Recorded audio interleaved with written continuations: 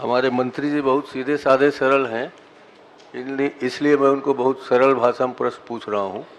छत्तीसगढ़ में कोई ऐसी परंपरा है क्या कि दूल्हे के बगैर बारात जाया जाता है?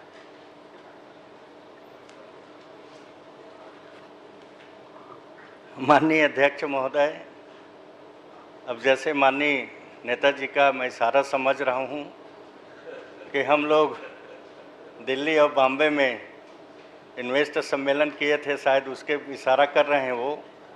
तो निश्चित तौर पर नया उद्योग नीति हमारा बना है और सभी सरकारों ने अपने अपने उद्योग नीति को लेकर बाहर में जाते हैं और उद्योगपतियों को आमंत्रित करते हैं कि हमारे प्रदेश में आकर आप उद्योग स्थापित करें।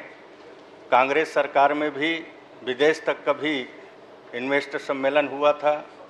माननीय अध्यक्ष महोदय जब मुख्यमंत्री थे तो उन्होंने तो कई बार इन्वेस्टर सम्मेलन किया और उसी तरह से हमारे अभी माननीय विष्णुदेव साय जी के द्वारा भी बम्बई या दिल्ली में इन्वेस्टर सम्मेलन किया गया है और उसमें हम लोगों को बड़ा लाभ मिला है।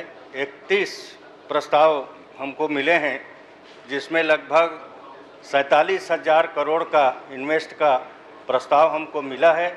और जिस दिन आप लोगों ने आपने प्रश्न लगाया उसके बाद में अभी 1 लाख करोड़ से ऊपर का इन्वेस्ट का ऑफर हम लोग को मिल चुका है और आप सबके सहयोग से हम चाहते हैं कि छत्तीसगढ़ में ज़्यादा से ज़्यादा उद्योग लगे और छत्तीसगढ़ के जो हमारे नौजवान साथियों को रोजगार उपलब्ध हो सके।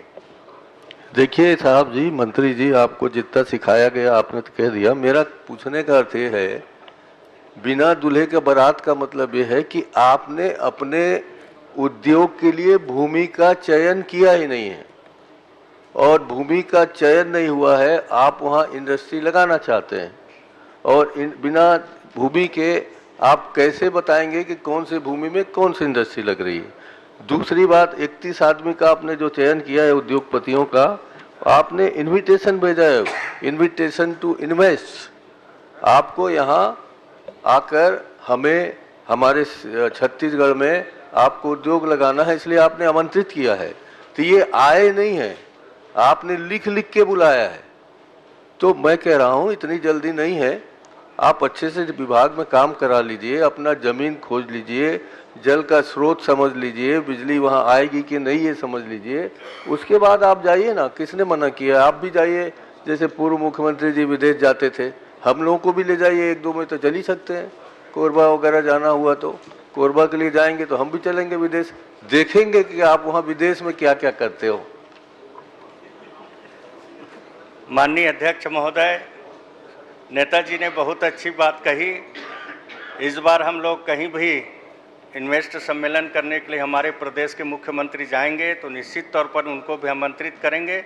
हम तो चाहते हैं कि पक्ष और विपक्ष मिलकर इस प्रदेश के विकास को आगे बढ़ाने में प्रयास करें, उद्योग लगाने का प्रयास करें